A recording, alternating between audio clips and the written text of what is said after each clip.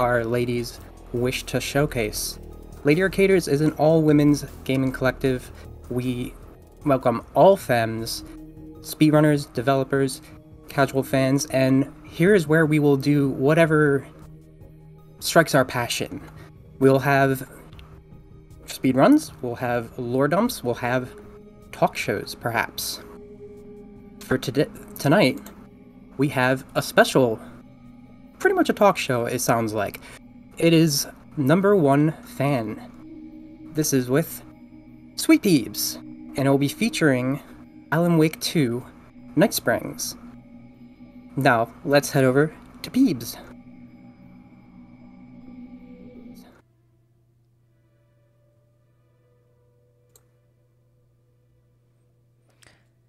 Hello. Thank you so much, Vale, for that wonderful introduction. Hi, my name is Rebecca S. Peebs, or SweetPeebs, and yes, I am playing the very first DLC for Alan Wake 2 Night Springs, and I will be playing episode 1 of Night Springs. Number One Fan. And Number One Fan is a celebration of Rose Marigold, who is Alan Wake's number one fan. She is, how do you say, obsessed with Alan Wake. Very, very much so. And Night Springs is kind of a parody of Outer Limits and, you know, shows like that.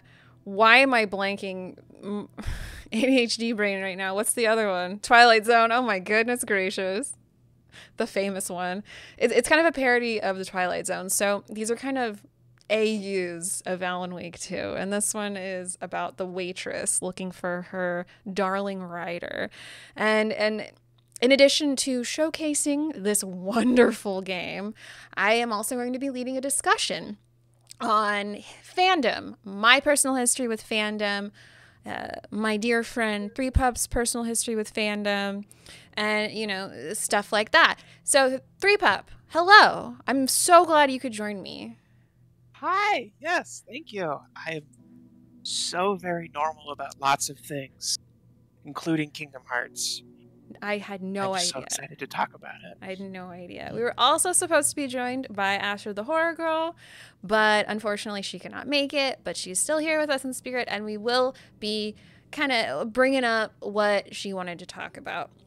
And in addition to the showcase of the game, I also had the pleasure and honor of asking Clay Murphy some questions. Clay Murphy, he co-wrote Control. He co-wrote Alan Wake 2. He was the lead writer on the Night Springs DLC, and he very graciously agreed to answer a few questions for me, which, as we go through this episode, I will, we'll be able to see the questions and answers on the screen, and we'll talk about them a little bit. So, everybody excited? My phone went to sleep. I can't see the chat anymore. We got some hype going on. We got some hype going on. I need to ask chat one question. Are you normal about something? Are you normal about anything at all? And I hope so, because this episode is a celebration of that normalcy. So, let's go ahead and get started in 3, 2, 1, go. And actually, yeah. So I'm going to start off with an introduction from Mr. Door.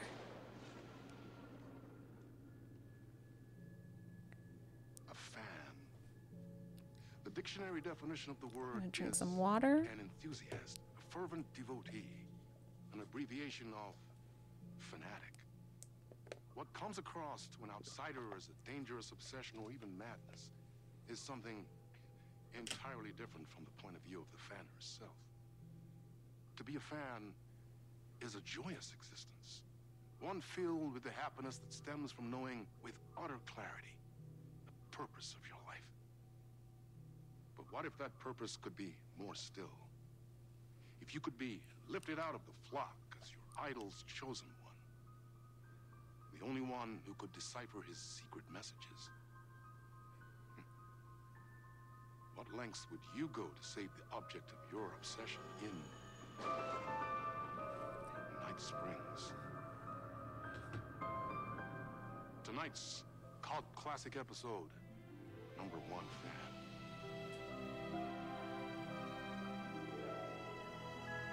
I'm like so happy right now to share this with everyone. This is I will say, just to start, as a fan of Twilight Zone, this is super cool. yeah, it's sure, for amazing. This is so me coded. It's me for real. Life's a funny thing. You spend all your time wishing and hoping and dreaming for something, and then, bam! Destiny shows up at your door like a mailman with a package you were pretty sure got lost because you ordered it like 6 months ago. But that's okay. When your destiny has eyes like sunsets and a beard like mahogany-colored velvet, you don't really mind how it arrives.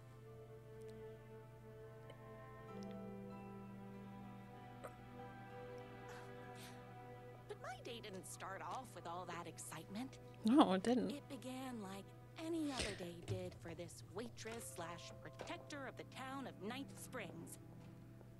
I'm gonna change the difficulty selection because I'm not about to embarrass myself. Normally I do As normal, always, but Night's Diner was the hottest spot in so town. yeah, So there was this plenty of is #1 fan. Rose is everyone's favorite waitress. Everyone loves her.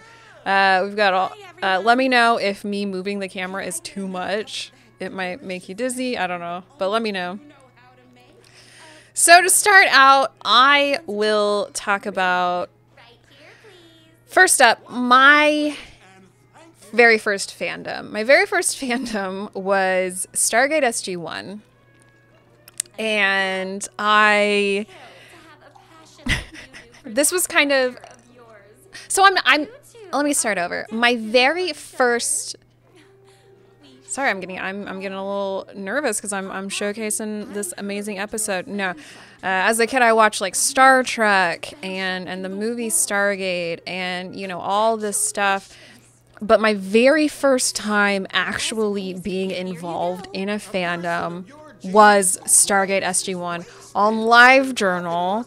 And you're not supposed to join LiveJournal. You're not supposed to join these websites until you're 13 years old. But I joined anyway. I was, let's see, I was 11 years old in 2001 when I joined LiveJournal and joined a bunch of communities and role played. I loved role playing. Let me get some lovers of LiveJournal RPing in the party right now. You won't be with that attitude. You know, I did make a live journal around the same time, around the same age. I didn't really get into the roleplay though. I was a little too nervous for that.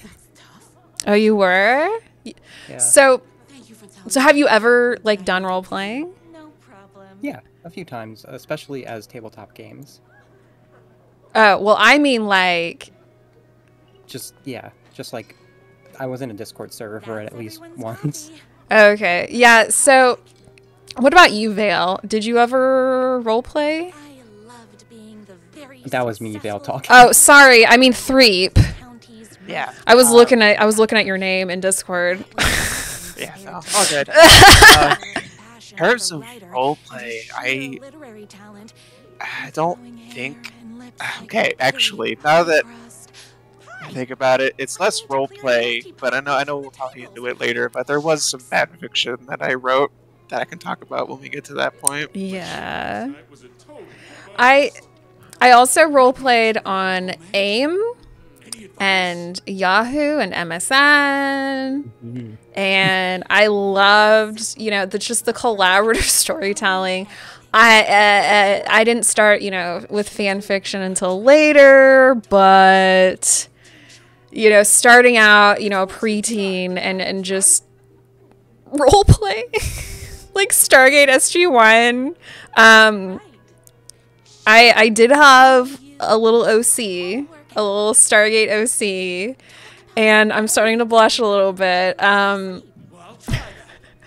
Before I get into what my OCs were, did y'all have any OCs? Like for your, actually, let's go around. What was your first fandom? It's hard to really nail down. Of course. We're gonna make this our 20th But if I'm win thinking in a of like, row. yes, first off, was never really growing up like the person to like go online and like engage in capital F fandom. But if I'm thinking back to series that like I first became obsessed with, it's either Sonic the Hedgehog with Sonic Adventure 1 on the GameCube or Kingdom Hearts 1 on the PS2. Did you ever We have our own look up ways of like talking. fan fiction or anything? You can be honest. You can be realsies with me.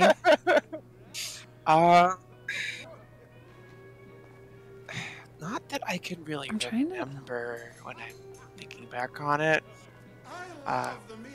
Kind of just didn't really know that really existed when I was growing up. Like there's groups online who would just talk about these things. 'Cause like I know Sonic is really big on OCs and everything. Yeah. After all, you're the But like town's I did not literature have my buff. own Sonic OC growing up. No. Oh, okay. What about you, Vale? I'll grab you a copy from the No, back. I didn't expect to be talking about Sonic, but like that is when you get down to when you actually consider fandom, it's not just my first like video game series. That is the first thing I dove into with what is online fandom. And Yeah? it was especially with webcomics. Oh, Like, so yes. it was Ah. fan works from the start. I even made my own. You did. And my Sona currently, Star, who I represent myself with, she wasn't like breezy, but she was originally a Sonic OC in her oldest form. Oh my goodness. And when was that? I was 12. So 2001, 2002. Okay, so we're like all around the same age when we like started joining these spaces. Maybe not like interacting with spaces, all three of us, but definitely when we like joined and started becoming obsessed. I mean, I guess, you know, I don't want to say it was 9/11, but you know, just that coming of age in the new millennium, you know, there were so many new opportunities and new websites and new games and movies and TV shows and like, okay, so before I get into this button right here, let me tell you about my OC, my Stargate OC. So because I was a preteen, I'm sure it's a common thing where you kind of make your OCs maybe not like exactly your age, but maybe similar, maybe a little older than you. I don't know how common that is, but that's definitely what I did when I would come up with my own characters in these fandoms. So I was, you know, about 11, 12, and I just my OC, I cannot remember her name. It was like Sarah or something, but she was a daughter of a high-ranking Air Force official who this official was like a member of the SGC who, you know, was exploring other planets and stuff. And then she like finds evidence in her dad's office or whatever. And I love role playing. Like, I'm a kid, but I'm, you know, I'm smart and I'm quirky and I, you know, unfortunately, I also did have undiagnosed autism and ADHD. So I was, let's say I was precocious. Let's say I was enthusiastic. But I was a preteen, you know, I was young and I was a preteen, and like, maybe that's why they don't want kids on the internet. Yeah, I mean, I was Stargate Wesley Crusher. That is exactly the way I would describe it. But yeah, so I was very enthusiastic about, you know, the things I liked and the way I wanted things to go in role playing. And when it didn't go my way, I would get upset. I'll admit that. But I've grown as a person. I've grown as a person. So let's go ahead and this is the funny part. That's why I didn't want to talk over it. It's me, your favorite writer whose voice you would recognize in your sleep. I'm in danger. He's in danger. He's my number one fan. You're the only one who can save me. Oh my gosh. So when this came out, you could run away. Unfortunately, they patched it where you have to stand here and wait for the fish to talk. Stakes had never been higher. Luckily, So Rose is gonna go try to rescue her darling rider. Speaking of darlings, both of you, who was your, if applicable, who was your first darling in your particular obsession? my trusty 12 gauge, fully automatic. Your Blorbo, you know, before they called them Blorbos. I guess for me, I'll start. There might have been. I might have had a Sonic Blorbo, but nothing. I never really got attached to anyone in Sonic as much as I did to Roxas from Kingdom Hearts 2. Oh, yeah. Just playing that intro from Kingdom Hearts 2 for the first time, and his story throughout that game just really got to me. I love that. Wait, what about you? That's so hard to say, trying to remember stuff like this. And then, like, maybe it's embarrassing or whatever. I don't know. So, like, how to put the Blorbo is just, like, the favorite character, the one that you hold on to. Or like, one you had a crush on. Yeah, like, did you have a crush, or... Because the latter was hard for me as a young ace who did not understand anything. I do think I latched on to Tails quite a bit. Okay.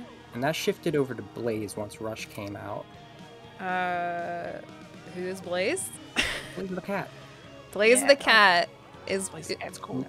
Naturally, cats. I mean, come on. It's another thing I was obsessed with. Oh my god, we got friggin' beamed. We got a raid from Beam Queen Soul. Come to join the party. Welcome in. Yay. All right, let me tell you. I love the way they're shimmying in this cutscene. I know they're all really excited because this is kind of a fantasy scenario where, you know, Rose is the savior of the little town, and everyone's like, Rose, or the waitress, you're so beautiful and so wonderful. Go to the boatyard, save your darling rider. Actually, as we're... Daniel Jackson was my... As close to a crush as I can get, again, as an Arrow Ace person. Daniel Jackson from Stargate SG-1 was definitely my first Blorbo. And, let me tell you, there's a glut of fan fiction about Daniel Jackson getting put into situations, and I think reading fan fiction of a man getting put into situations in my formative years did in fact influence me as a person vis-a-vis interaction with fandom. So, but speaking of fandom, let's get into our very first question and answer from Clay Murphy. So let me get this going. Vale, would you join me? You'd like me to read? Yeah, go. Yeah, read the question. Hold on. Wait.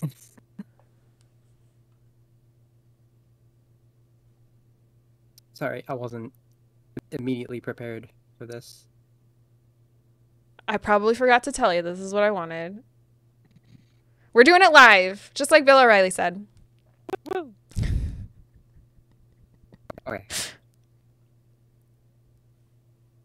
It's also on the stream. Yes, okay.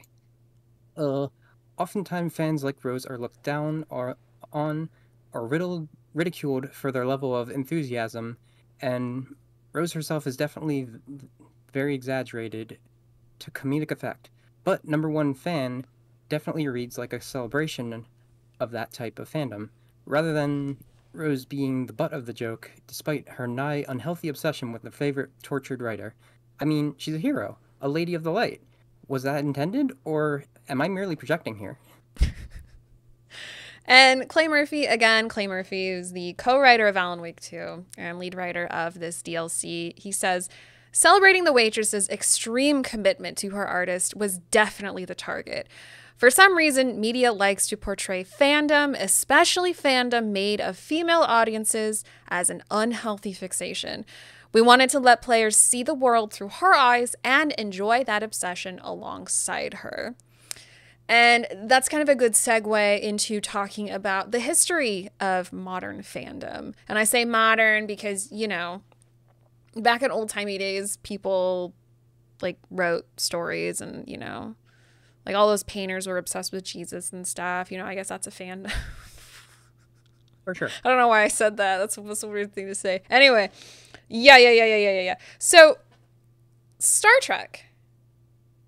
You know, the birth of modern fandom in the latter half of the 20th century, Star Trek, you know, the fan fiction, you know, Kirk and Spock, you know, these housewives were writing fan fiction of these two men kissing passionately. And and that's very, very interesting because, I mean, it's not interesting. We all know why stuff like that is looked down on. We all know why teenage girls obsessed with the Beatles were looked down on. But that's just, I think that's very interesting. And what do you two think? Yeah, I think about this quite a bit because, I mean, like, plenty of people much smarter than me have talked at length about how much society hates the things that teenage girls like. Like, everyone made fun of Twilight at the time, and it's like, what did Twilight really do that other fandoms haven't done? For me, it's my relationship with it, like, growing up closeted transgender. I feel like perhaps reasons why I didn't maybe engage with fandom as fierce as I do now is that feeling of, like, society punishing that kind of enthusiasm and making like, oh no, you calm down a little bit. You're a little bit much about your favorite video game. So, like, I am glad that something like this exists that celebrates fandom in such a positive light. Yeah. And I mean, I never really, like, thought of it that way, like, because I'm a cis woman and I was just very exuberant, you know, and I felt like, you know, yeah, I can engage in these sorts of things, and so it's very interesting. I want to say interesting. Stares blankly at the camera. That, you know, feminine pursuits historically have been looked down upon. And I mentioned, you know, painters like the Sistine Chapel and all these, like, religious iconography and stuff, you know. People on Tumblr joke that, like, well, it's okay when a man does it and paints, you know, his Blorbo from the Bible, but when a woman does it, she's ridiculed, you know, as a frivolous teen girl. And there is truth to that, you know. There is truth to men getting respect for their obsessions. You know, like George Lucas was obsessed with like adventure stuff and, you know, pulp adventure stuff from the old-timey 20th century, and then he turned that into Star Wars. And, you know, men like J.J. Abrams are obsessed with Star Wars, and then he gets to do all this stuff and, you know, apply it to what he's doing. And then women who have the same level of enthusiasm are just kind of looked down on.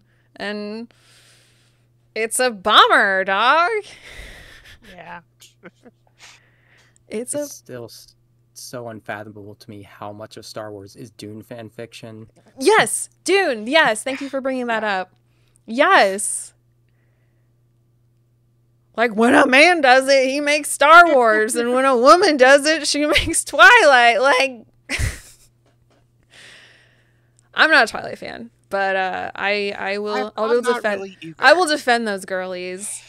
Just like I will defend, because, you know, they're girlies like Rose, you know, like Rose is a 33-year-old woman writing her fan fiction and you know, all that good stuff. And like I said, these women are the backbone of any good fandom, you know?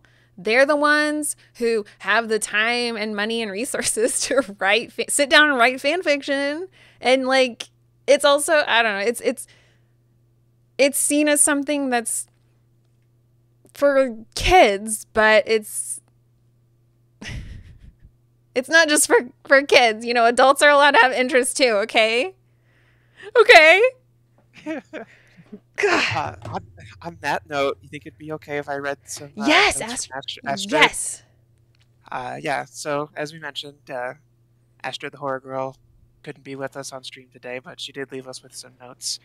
I'm not the hugest fan of Star Trek, but even I know how important Star Trek is to the greater history of fandom, so I'm happy that we have somebody who's also capital N normal about Star Trek to talk with us about that. Astrid just says that when I was growing up, I was into a lot of things, all kind of stuff that my dad was into.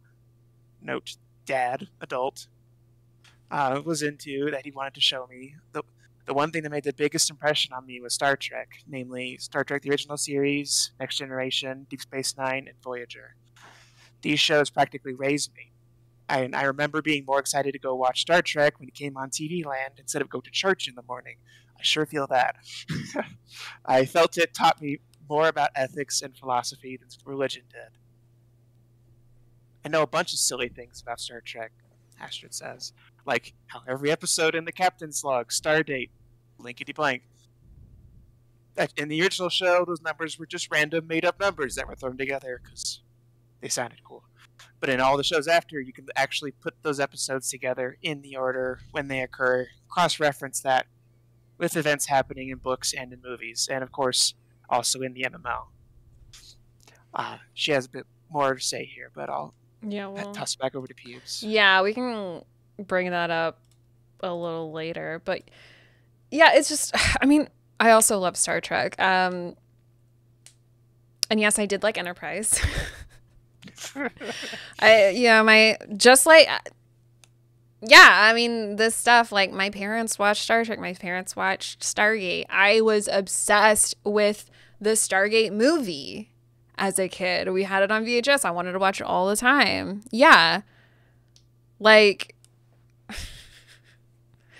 but, like, I mean, maybe is because I hadn't, like, hit puberty or whatever, but the level of, like, obsession of normalcy didn't hit until I got more into Stargate SG-1 when it went from Showtime to the Sci-Fi Channel, because we didn't have Showtime.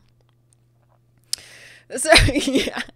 Let's go ahead and we'll go ahead and continue the game. But as this is happening, as Rose is kicking in with her cute little kitten heels,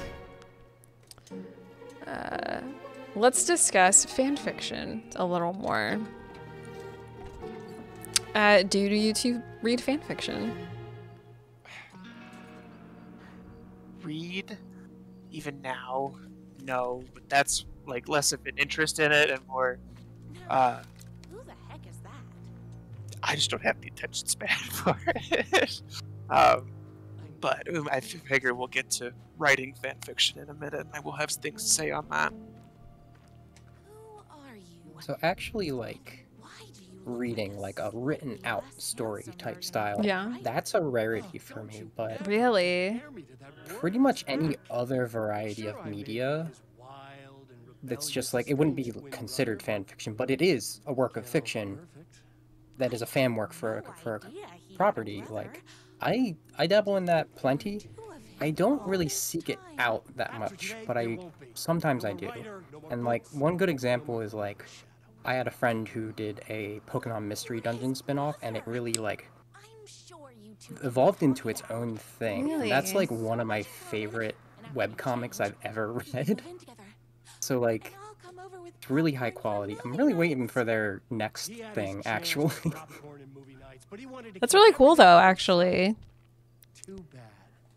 Astrid says that she's 115 pages into a fan fiction she's been writing. Would you like to tell us? Also, we've got Tommy Tonebender in the chat, and they have been writing a Venture Brothers fan fiction for how long, Tommy? And what is it called? And it doesn't have any of the main characters in it. It's about Pete White and Billy Whalen. And I have not read it, but I'm really proud of my friend Tommy. It's a very popular Venture Brothers fan fiction since 2018. Woof. Tommy has been writing this fan fiction. And listen, I'm going to shout you out because you're my friend, okay? And people like... and Anne's in here, and like people draw fan art of Tommy's fan fiction, and just the kind of like recursive, I don't know if recursive is like the right word, but like just this collaboration in fandom. You know, one person writes a fan fiction and other people interact with that transformative work and, you know, themselves do a transformative work of that transformative work. And I love that about fandom. Like, I love that stuff. Like, it reminds me of just, you know, I mean, it's not like an echo chamber, but it's like ping-ponging around and everyone's like really excited about the same stuff and it's awesome. Yes. It's like a conversation, and like the more you talk, the more it builds. Yes, exactly. Like it's just this collective excitement about things that you like and things that mean so much to you, you know? And it's like this group celebration of, you know, it's awesome. So Tommy, thank you so much for not being mad that I brought up your very long Venture Brothers fanfiction, because it was the perfect segue into what I wanted to talk about. It was just really awesome. So this is the bad boy. Let me bring up, this is the bad boy. He is, yeah, if you've played Alan Wake 2, you know who this is based off of. This is based on Mr. Scratch, the evil. Oh yes, sorry, spoilers for Alan Wake 2. Go away if you haven't finished Alan Wake 2. But like, the waitress calls him a slightly less handsome version of her darling writer. And anyway, what should she say? Should she say, I have the power of love, or I have a shotgun? I mean, I'm a Kingdom Hearts girly, so I think it needs to be the power of love. All right. For sure. For sure? Okay. I have the power of love. Oh, is that right? Well, you're gonna need more than your feelings if you want to stop all of us. You need more than your feelings if you're going to stop all of us. That's a wolf. Yeah. Oh, yeah, there's a wolf. You know, we can kind of talk about the inspirations for this DLC. So, you know, Rose is fighting these evil haters who are trying to attack her darling writer, you know, calling his writing just absolute garbage, and you know, saying it's like insipid and just like who reads this garbage? But you know, Rose is like, or the waitress is like, no, it rules. But I mean, excuse me. No, actually, you know, even though I'm very normal about Alan Wake, I also understand that Alan Wake is not a good writer. Like, he's not a good writer. He is, in fact, a bad writer. He writes crime fiction about a guy named Alex Casey, who is legally distinct Max Payne. Do not call him Max Payne. His name is Alex Casey. And Rose just absolutely adores these books, and they're not great. So, what do y'all think? Or not what do y'all think? It's just like My writer's jerky twin had him locked up somewhere. like, what's something that you love that maybe other people don't love? Yeah, not to sound like a broken record, but it's Kingdom Hearts. Like, you go to anything on the internet and people are always talking about, oh, Kingdom Hearts, the story's so complicated, oh, and everyone's so silly. And I'm like, yeah, it is kind of complex. But, like, I love it, especially in this day and age, as more and more media gets more and more cynical and self-aware. It just makes me happy to have a series that's sincere and, like, yeah, the power of love and friendship is the most powerful force in the world. You're so Isn't right. that cool? You're so right. Alan Wake is also about the power of love and friendship. Not really. I mean, it's about the power of love, but... The power of love, friendship, and this shotgun. And this shotgun, and this hunting rifle. So let's go ahead and talk about the influences of this this DLC.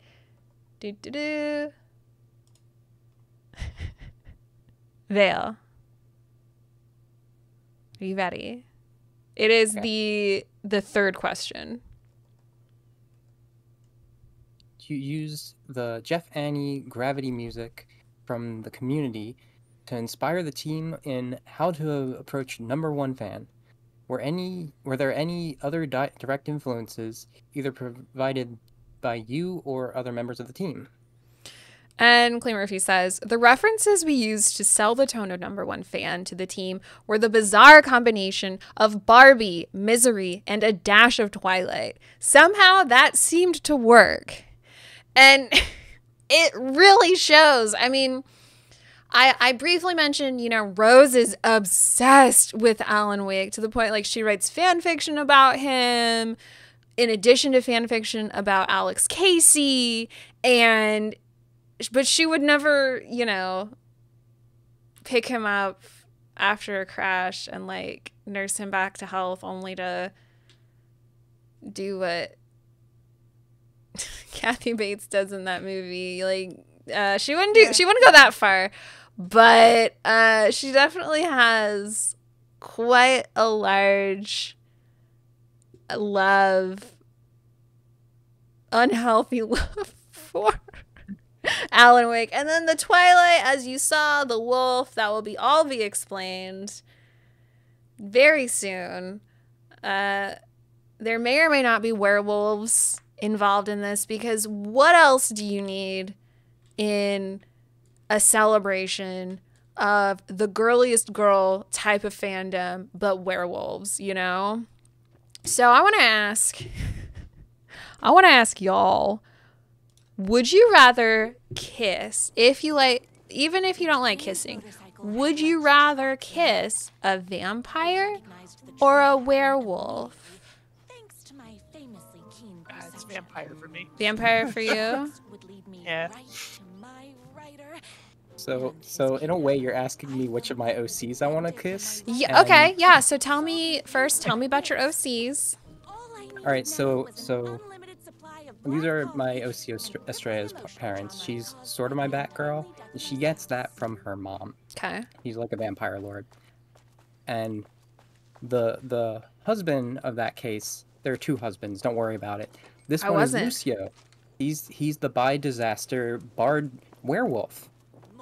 And I'm just a little on the gay side, so I guess I'm going to I'm gonna go with Ayana, the mom. Okay. I pick werewolves. If I had to pick one, I would probably want to kiss a werewolf. I think the takeaway of my answer is yes, but Yeah. depends on who it is. Depends on who it is. Make sure that they are a beautiful woman first. Or just anybody. Listen, I don't know. I don't really want to kiss anybody. I want to...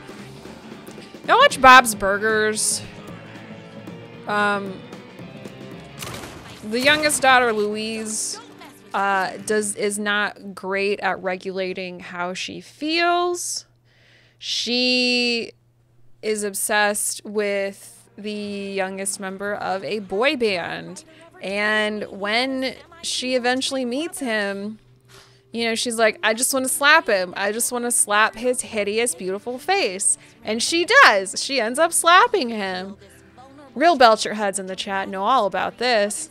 So that's the kind of emotional regulation I was dealt. So I don't want to kiss my Blorba. Jesus. You We're all having fun here. If you watched my run of Alan Wake 2, when I said I love putting men in situations, let's just say that putting men in situations is how I express.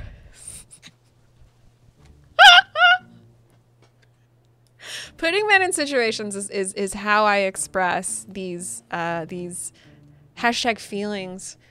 I, as a woman, I, as someone who interacts with my favorite media, how I choose to engage in things I enjoy. And this is a perfect time to discuss. So here's some fan fiction that the waitress has written.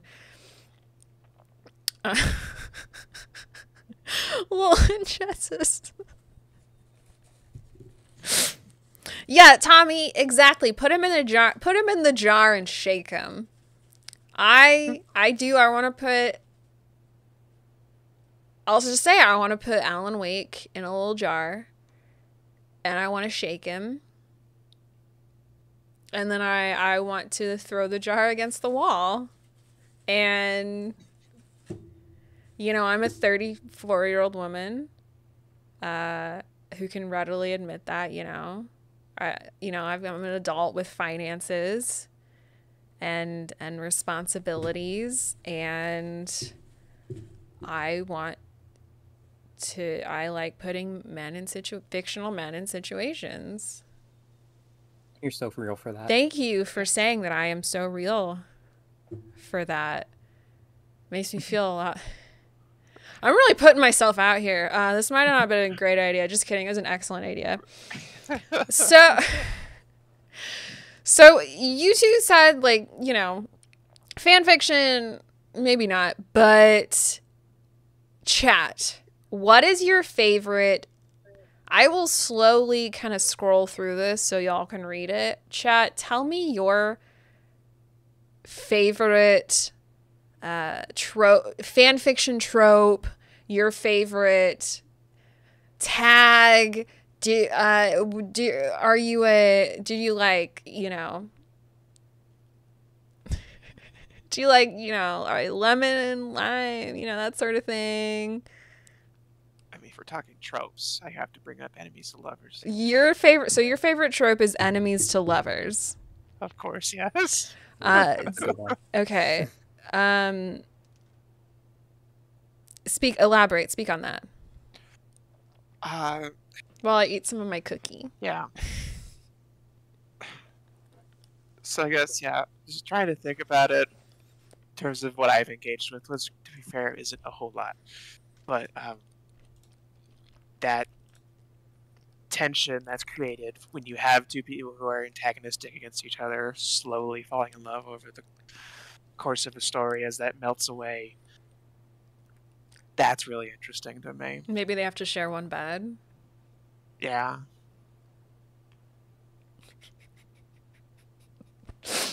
All right. What about your what's your favorite trope? I sort of have like an addition to that. Okay. And it's a meme. It's if you've been rivals for 7 years, you're no longer rivals, you're gay. Yeah. And I think that sort of drives it home a little bit. Yeah, like I'm watching Doctor Who right now, and like the relationship between the Doctor and the Master, and I'm just like, there's nothing straight about this. There's like, come on, you two, just get into a room and kiss. Just kiss. Regenerate into two people who can love each other in an open and honest way, you know? I like aforementioned, you know, putting men in situations. Sanjan, that putting men in situations should not be a new AO3 tag because, you know, hurt comfort is already an AO3 tag. So I joke a lot about like, well, not that I read fan fiction. Sometimes I do read fan fiction. And when I do, I actually do not read Alan Wake fan fiction. I do, like, that is genuine. That is 100% not a lie. I do not read Alan Wake fan fiction. I do not read Control fan fiction or anything like that.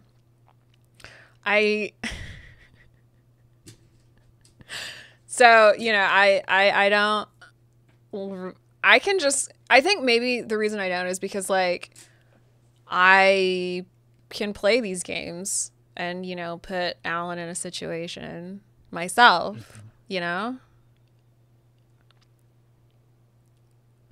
Oh, thinking about it more, to be like not like specifically a romance thing, I think, and I don't know if this is a tag or anything, but as a trope, competent woman. Let's just like focus on the woman being competent for this fan work. Oh yeah. Yeah, Also that's fluff. definitely something I'm interested in because I come from Kingdom Hearts, which has 5 women, and 3 of them are Kyrie, and a single one of them is competent, except maybe Aqua sometimes. God. Yeah, I mean, I'd be lying if I didn't say Kingdom Hearts helped me think to that. I would just like Aqua to not have a bad day while she's being competent, maybe? Yes, I want the best for Aqua.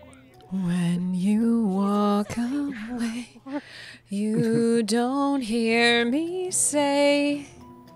Oh, right, I need to go in the cabin. So, the waitress has heard her darling writer's voice coming from the cabin. But, you know, we can kind of see, like, there's a motorcycle in here. And there's these posters that are like, you know, I love Sit Gains. I'm like an alpha dog, I woo. You know, and it turns out, well, the darling writer's not in here. It was a trick.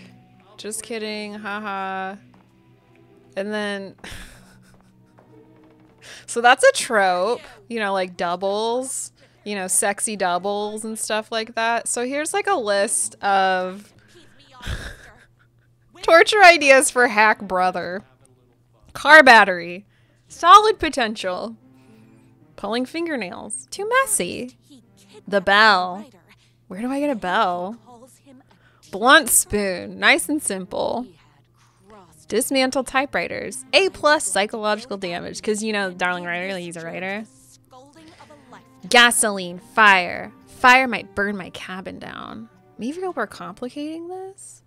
So this is a very funny send up of, like, just the whole, you know, all these tropes of, like, competent woman because she's the hero of the tale, and you know, the bad boy's an awful poet, and like, yeah, I'm kind of reminded of another trope, not necessarily just in fanfic, just like in a lot of media. Of you have like the love triangle between the nice guy, the nice boy, and the bad boy. Yeah, like your Vampire Diaries. Yeah, or Twilight. Yeah. It's like you gotta have the nice boy you take home to your parents, but then you also gotta have the bad boy. Like, oh yeah, I could. Like, there he is. There's the bad boy. Like, oh yeah, he's maybe slightly less handsome than my darling writer, but you know, he's the bad boy, and he's got that certain je ne sais quoi. Me and my bike were just enjoying the view. I'm sorry, but especially with that line, my brain has been, speaking of creating fan fiction out of things, devolving this into a scenario where it's Amy going out trying to find Sonic, but Shadow's being weirdly in the way. let's play in this space that you have created. Let's expand on this. So, Sonic's been kidnapped. Amy's got to rescue him. Our darling Amy Rose, who I know who that is because you taught, you know, I know about Sonic the Hedgehog now. This is deep lore, by the way, for everybody, you know, friendship lore. But you know, so what happens when she comes face to face with Shadow? You are going to tell me where he is, or else. Well, this is where I'm bad at the fan fiction. Okay, so let's work. If we're gonna go with the competent woman thing, Amy is able to match Shadow. Match his freak? Which is great. Yeah, she can match his freak. Like she's got the hammer to counteract those chaos powers. I don't like being seen. Just like Rose here has a gun. I have a shotgun. It's my army of haters. All right, so Amy Rose comes face to face with Shadow, and she maybe like throws something at him, like a grenade maybe,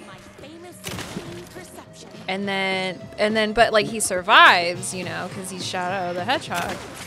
Maybe maybe he's like, oh wow. You know, this is where I bring in a niche game mechanic. There are indeed bomb special attacks in Sonic Battle. Alright. And so if you select 2 of the 3 special attacks and then you choose defense for the 3rd one, it auto guards against that. So clearly Amy used her bomb, but Shadow has the defense. Alright. So he's got the defense. So he's like, what does Shadow sound like? Yeah, I'm sorry. I am the ultimate. He's the ultimate. Tommy says Shadow played by Alan's doppelganger, Keanu. I am the ultimate. And then is Amy like charmed by him maybe? Like, oh, you know, you're not as bad as people say.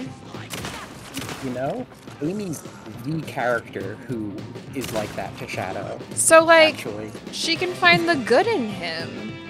And maybe they fall in love. And then, you know, at the end of the day, maybe she can't decide who she wants to be with. Sonic or... She decided polyamory. Yeah, and maybe at the end it's like, I've got 2 hands. That's the Lord gave me 2 hands. I can hold both your hands, you know? Listen, as someone who is heavy on the Sonic Shadow but appreciates the Shadami crew, I think we're working with something. Are we cooking with gas here?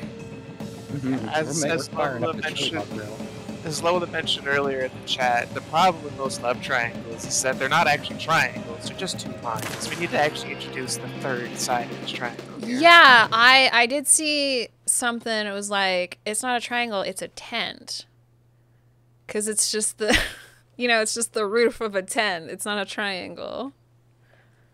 So yeah, you're right. We need to introduce this third line. So maybe Amy and Shadow didn't even have Sonic, Sonic had been kidnapped by the Eggman. And then they team up and they go rescue Sonic together, and then maybe they all kiss. Yeah, and it's enemies to lovers, tying it all back. And enemies to lovers, tying it all back, and then, they kiss passionately, and but chastely, because this stream has not been rated M for mature. It's PG. We can maybe do PG-13. I mean, we've got the premise for a fan game now, which, by the way, counts as a fan fiction and is something I very appreciate. All right, but yeah, and everyone kisses. Crime says everyone kisses, and speaking of fan fiction, let's go ahead and pause here, and we will go to the second question. And this is a question about fan fiction.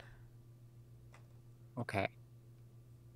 During one of the Remedy Alan Wake 2 development streams, you mentioned you spent time with Destiny, Titan Gang, fan fiction because you were disappointed with the lack of textual in-game lore. And are there any other pieces of media you engaged with in the same or similar ways? For example, I was very into Lost when it aired, combing through any scrap of Clue I could find alongside all of the other Losties on LiveJournal. Did your personal experience of being involved with fandom help shape how Rose was written? Clay Murphy says, it wasn't so much that I was disappointed, but rather I needed to keep practicing my writing, and Destiny's amazing universe provided so much fertile ground. Sure, Clay. I've never written pieces like that set in other franchises, but I am the kind of person who gets really into a show or book series or whatever, devouring every available installment way faster than is healthy. This part of myself definitely helped me connect to Rose as a character. So, yeah, let's talk about let's kind of pivot into Lost for a second. I met Tommy in chat. Again, famous Venture Brothers fanfiction writer, Tommy Tonebender. In chat, we were Losties. And, say what you will about autism. The thing about autism, specifically the kind that I have, also ADHD, I went absolutely ham on trying to just solve all the mysteries of Lost, and looking at everything in the background and trying to find every piece of information. And then so did you two ever experience that kind of thing where maybe you kind of looked for clues? Maybe did you play Sonic Adventure 1 and you were like, oh, I gotta figure out what they're gonna do in Sonic Adventure 2 or whatever. Or Kingdom Hearts 2.5, the 5 pieces of Exodia, Yeah. For me, my closest experience with that, actually is fairly recent. Flashback to about a year or so ago in the Fatales Discord server. I'm having a chat with people about Kingdom Hearts, as I want to do. And mainly talking about the lore and how confusing it is. And I jokingly mentioned, oh yeah, I could do a summary of it if people were interested in reading that sort of thing. And 5 people added me, were like, oh yeah, I'm interested in that sort of thing. Yeah. And I'm like, oh, okay, what do you mean? Okay, sure, fine. So I started a thread that I planned on lasting maybe like a month or two, where I just like do a quick little summary of every game.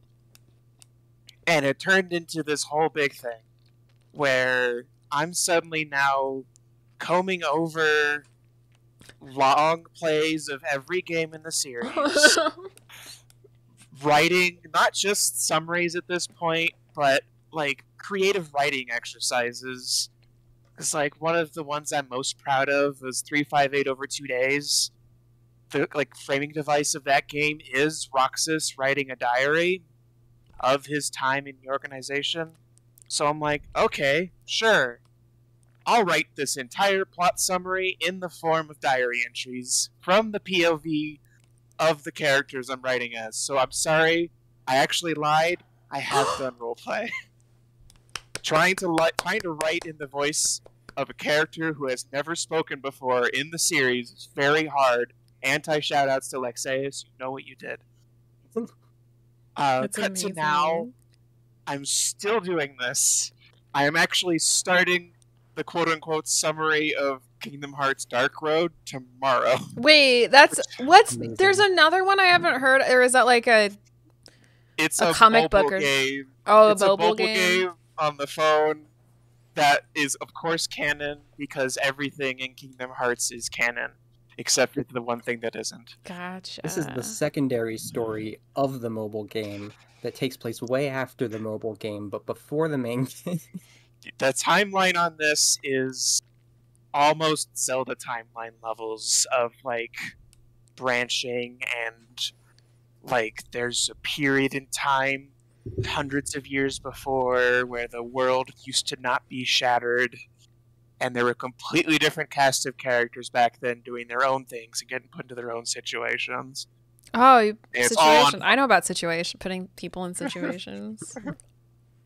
Yeah, that's my story. I know about putting people in situations.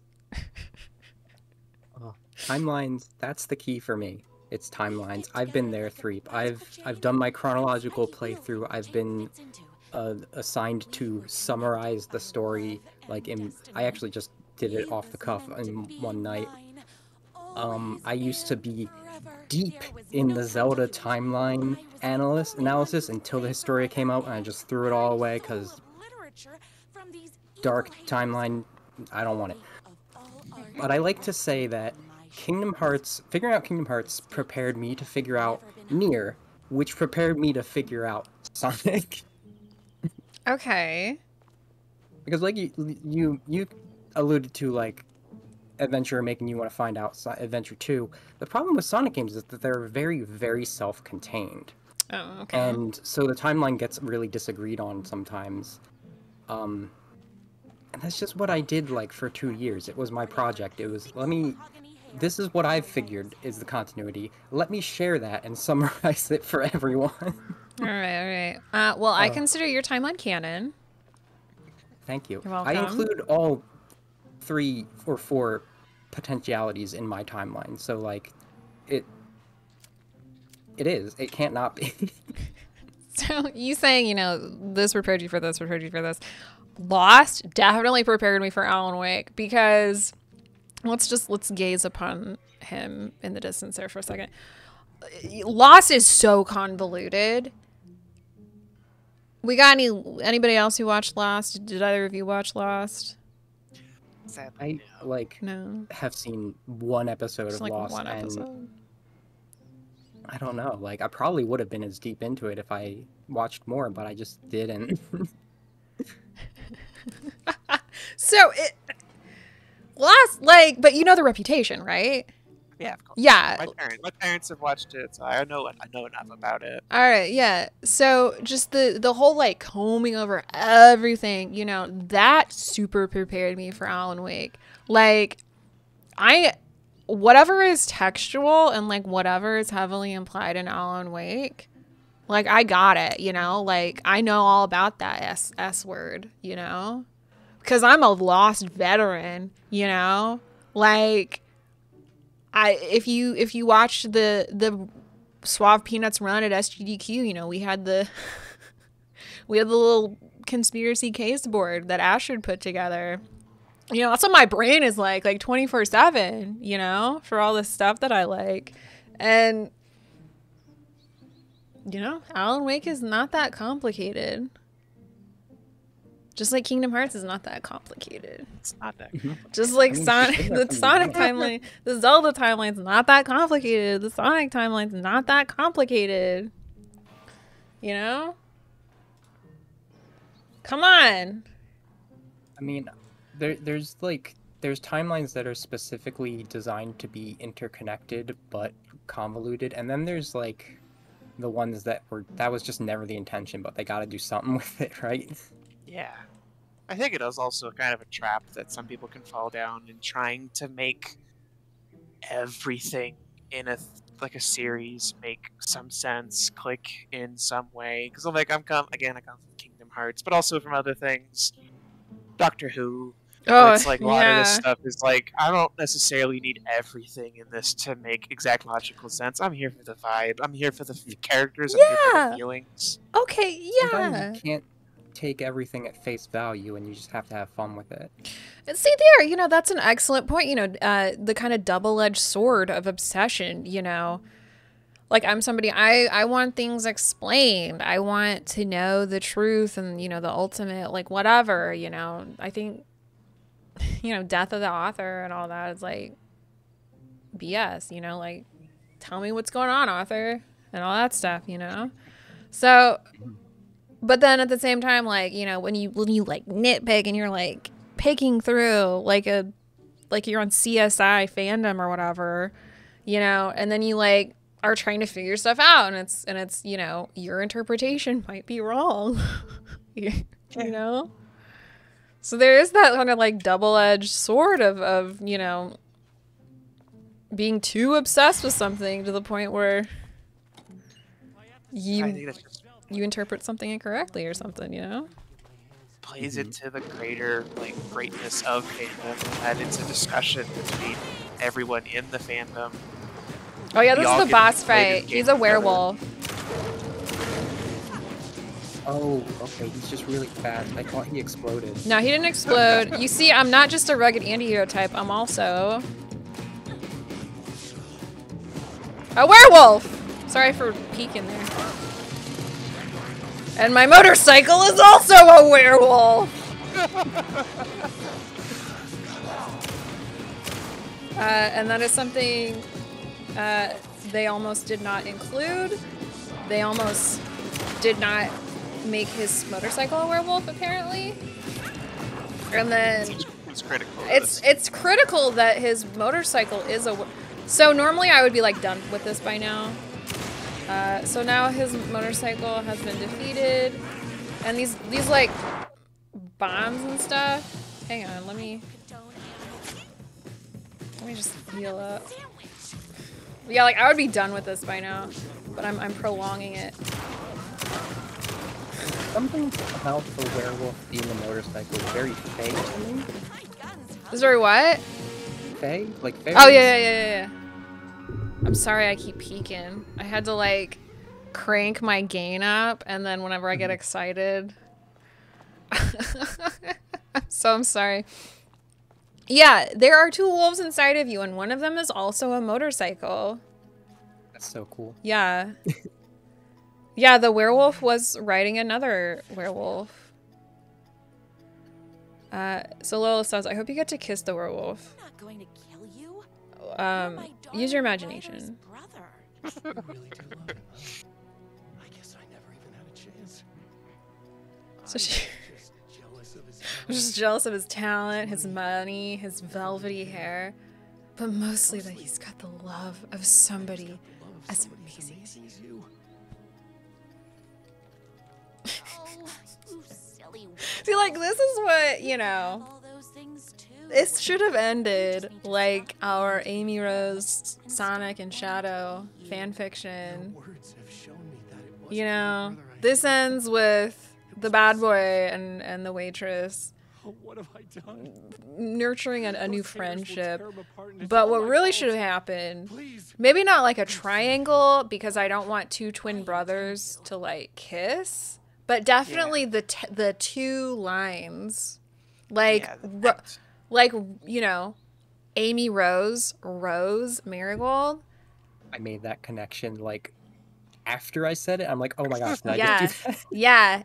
Yeah. We're cooking here. So Rose has 2 hands. She can put in one hand. The waitress, she's got 2 hands. That's why the Lord gave her 2 hands, so that she could And hold I their... alluded to this with my OCs, with Ayana and her husbands Lucio and Obi. Oh my goodness. Yeah, so it's like, let the waitress kiss both of them. You know, she's in the middle. The darling riders on one side, and then the bad boys on the other. And, you know, she's just like, mwah, you know, mwah. Like, pretend that, you know, they're like, mwah, mwah. And then, you know, they're looking, the brothers are looking at each other like, yeah, we're so lucky. We get to kiss this beautiful woman who loves both of us, because we're, you know. Anyway, yeah, there's like haters in the house here, and we gotta kill them. Because they hate the darling writer's writing. They're like, this guy sucks. It's like, well, yeah, his writing sucks. Let's hear what they have to say, though. Pulpy trash. I can play this in 9 minutes. No. We're just having so much fun. Yeah, we're just like, a speedrun of this is like, I would have been like through this like 6 times already. You are all being very rude. And here's, so there's more of this stuff in here. For contributions to art and artistry across the globe, the recipient is hereby recognized as a champion of literature who embodies all the spiritual and physical qualities valued in one... This was a typo. They should fix this. Pursues the art of writing. Presented by the Society of High Art. And then this. Dearest brother. Could you do like a Ken Burns kind of like music thing? You know, just like, you know, like the kind of music you would hear in a documentary or something. Could one or both of you do that for me, please? I have no idea what it is. Like a Civil War documentaries. They've got the you just like hum something. Yeah, just my like, voice is already starting to go. All right. I can't All right. trust myself to sing right now. All right. We'll forego that. Dearest brother, news reached me that your journey across Europe has taken a turn for the worse. I was utterly and completely devastated to hear you have been afflicted with a serious case of lycanthropy while riding your motorcycle through the Nordics. I know we haven't spoken in years, but please know that my thoughts are always with you, my dear monozygotic sibling. Please contact me upon your return to America. Until then, I hope this card finds you well on your way to speedy recovery. Dearest regards, your brother. P.S. Due to your roadbound lifestyle, I do not know where to send this card. I have written this message as a symbol of my fraternal love and shall keep it here upon my mantle in the hopes that one day you shall read it.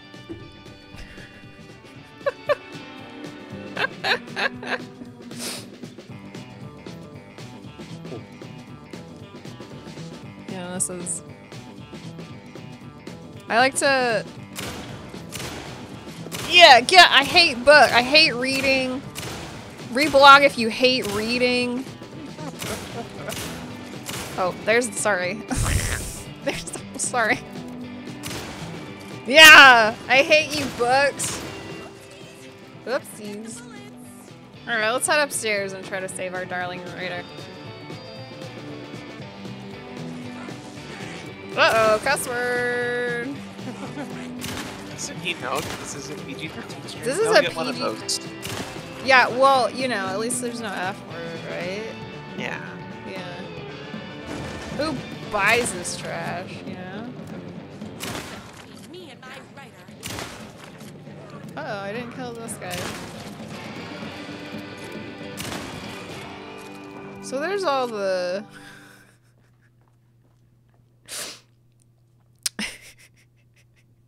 So Alan Wake, you know, he's got... That rider isn't going to kiss himself! I mean, save himself! So here's the Darling Rider's hair beard regimen. Twice a week. Wash thoroughly with cold water. Gently pat dry with high thread count towel. Brush 3 times with honeycomb, bought locally at the farmer's market. Apply shampoo to dry hair. Rinse with cold water. Gently pat dry with high thread count towel. Condition often. General rules. Never wear hats. Once a month, rub 3 mixed eggs, bought locally at the farmer's market, into damp hair, scalp, and beard. Avoid chlorine, heat, and inexperienced barbers. Well, he does have beautiful hair. And then we've got this over here. Ideas for next book. I don't have time to admire my writer's taste in decor. Yes, you do, Rose. You do have time to admire your writer's taste in decor. So before we save our darling writer in that room over there, let's go through our 2 final questions. We'll do question 4 because this is kind of relating to Saga Anderson, one of the main characters in Alan Wake 2, the main game. So again, if you haven't played Alan Wake 2, well, you should, because it's a banging game. Like, it's a baller game. Like, it is the game of all time, you know? So, Dale. You said you're the one who gave Saga all her puns. I really love that she gets to joke around with Casey before the horrors take over. It was a nice balance where we got to see part of this new protagonist's depth versus her being just for Alan. Was there a point where you had to stop yourself from making her too cool and funny? How do trees connect to the internet? They log on. And Saga she's so cool. I love her so much. So Clay Murphy says, the narrative team knew Saga would be seen as cool simply because of the cool things she would be doing in the story. But the fact that she's a mother was something that I thought could make her stand out as a protagonist.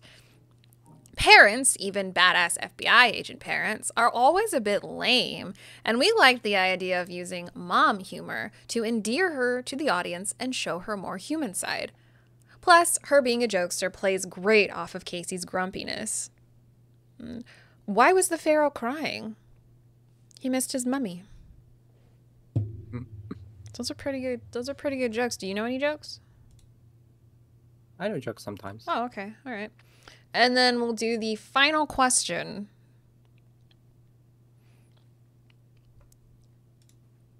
Night Springs is very much a celebration of Remedy and the people who have worked so long and hard to create these very special games, as well as an all-around delight for fans of the properties.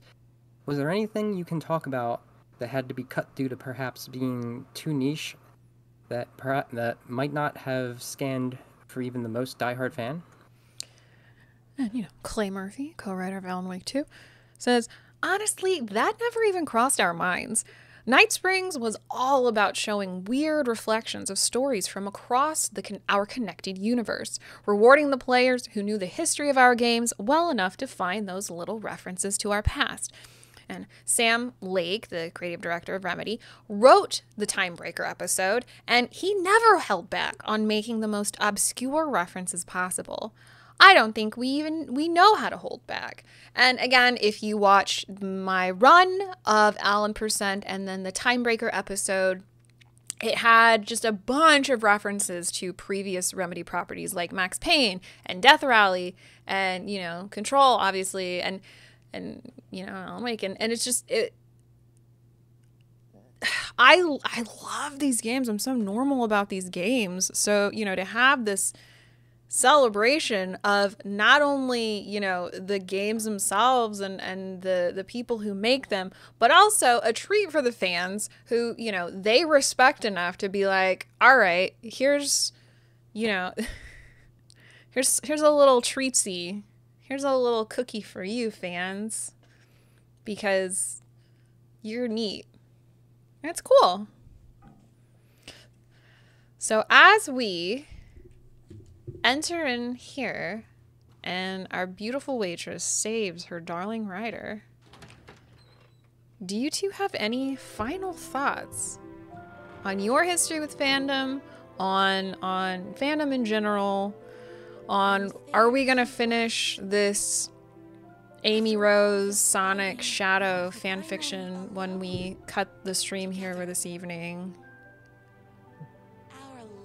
Yeah, I'll start. Before I give my final thoughts, I did want to make sure to get some more thoughts in from Astrid. Yes. She does right here at the end that she relates to Rose because she too loves spending afternoons watching interviews with Star Trek writers and actors and their favorite things that they did and wrote about it and why. And she's happy that Nana Visitor, who plays Kira, is actually like really good friends with Marco Limo, who plays Gul Dukat, the villain who particularly hates Kira. Sorry if I get names wrong, by the way. And how they felt about their own characters' interactions with each other. I love that pretty much every Star Trek cast member on the show hates William Shatner. You love to see it. He is the worst. And I love knowing about certain things that happened in the writers' rooms of her favorite episodes. If she could just meet them and tell them how much the series meant to her, she would love to have the chance to do that. And that is a very yeah, you go first. Well, I mean, that's just very interesting that Astrid brought that up, because also another pair of actors on Deep Space Nine, Alexander Siddig and Andrew Robinson, who played Bashir and Garrick, they love the shippers. Like, they have they've like gone on live streams, and this is clear for stream, by the way. I mean, it's okay to listen to. They like have gone on people's live streams and like read Garrick Bashir fan fiction, and they like like they played it that those two were gay for each other, and like that's just like that's how they played it, you know, from literally scene one. And Garrick is you know, across 7 seasons, he's not in a lot of episodes. Like, he's in a handful of episodes, but just the longevity of this pairing in fandom is like, it's pretty cool. It's pretty amazing that, like, I don't know. It's so that, yeah, Astrid, if you're still here, hopefully you're asleep because you're sick. But it's I love fandom. All right, so let's get back to our final thoughts. Yeah, just my final thoughts. As someone kind of coming in late to fandom, I'm so thankful for the, like, I don't like talking about it, but like, I don't make friends very easily. Like, I don't do the things that help me make friends easily. And being able to do that through a shared interest, through fandom, has been so important for me, for meeting new people, putting myself out there, putting myself on a stream where I talk with other people about the things that we're obsessed over. Like, I would not imagine myself doing this even a year ago. So, like, yeah, hearts to fandom. Yeah, I mean, it's like, you already like the same thing. I mean, that's part of the introduction's done. You know, you already have something in common. So it's so cool to just be like, all right, we like the same. It's like when you're in kindergarten and you're like, I like the color blue, and then it's like, I like it as well, and then you're like, okay, let's be best friends. Yeah, it's so much easier at school when you're all trapped together. Yeah, exactly. True. All right, what are your final thoughts? My thoughts are never final. They're Okay. always going. They just keep thinking about the fandom. They keep trying to connect the different fandoms to the other fandoms, and making comparisons of why you like both of them. And yeah, that's just what that happens. Also, on note of like being trapped together in school, that is like such a big thing for finding a good community, to like, even if it's different fandoms, just that you can be around and you can bounce around your fandoms, such as Lady Arcaders has been good for that. Yeah, it doesn't have to be school. It can just be anywhere that you go regularly, be that physically or online space. Yeah. I just, you know, I love and I love friendship and I love fandom and I love Alan Wake 2. It's the game of all time and you all should play it. And I love speedrunning it and I love all the friends that I made from speedrunning and, you know, all that sort of business. And I love you, Lady Arcaders. You're the best. Yeah, so that's all I got. Thank you so much for letting me show off part of the game of all time, specifically the fandom girly of all time, Rose Marigold.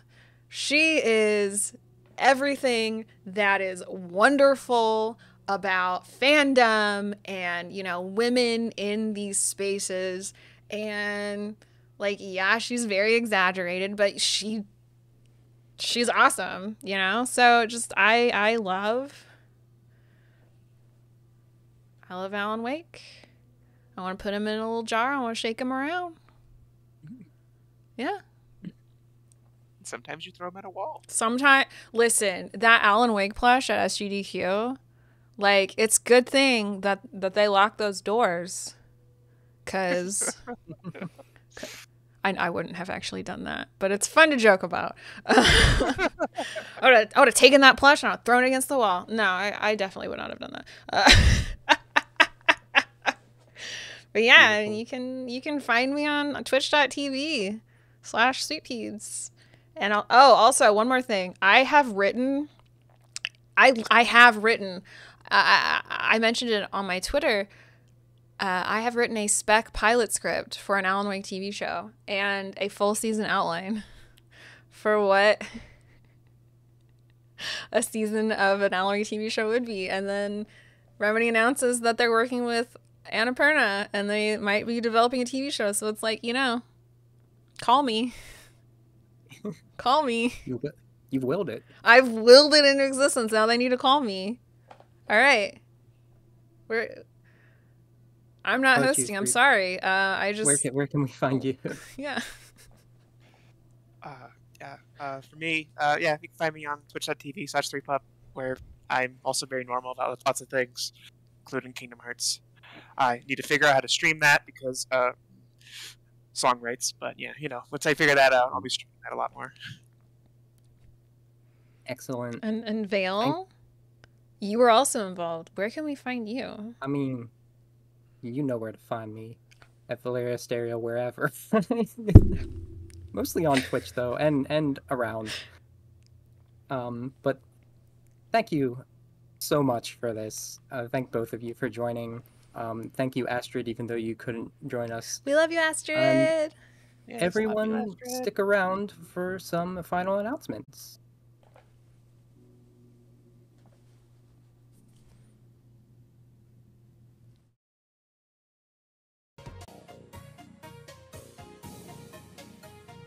Thank you again, SweetPeebs, for that wonderful showcase. That was so fun to be a part of. I'm so glad.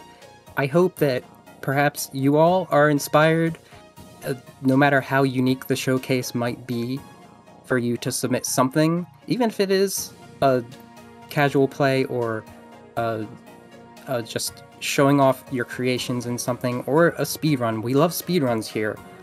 You can submit to a track mode. Our showcase submissions are always open. We'd love to have you show it off.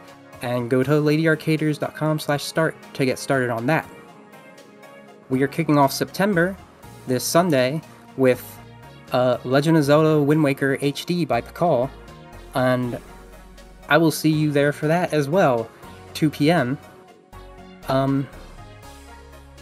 Also, Lady Arcaders is hosting our very first game development jam.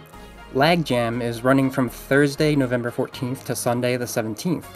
And registrations for individuals, teams, submissions for the workshop are due on midnight before right before midnight on August 31st.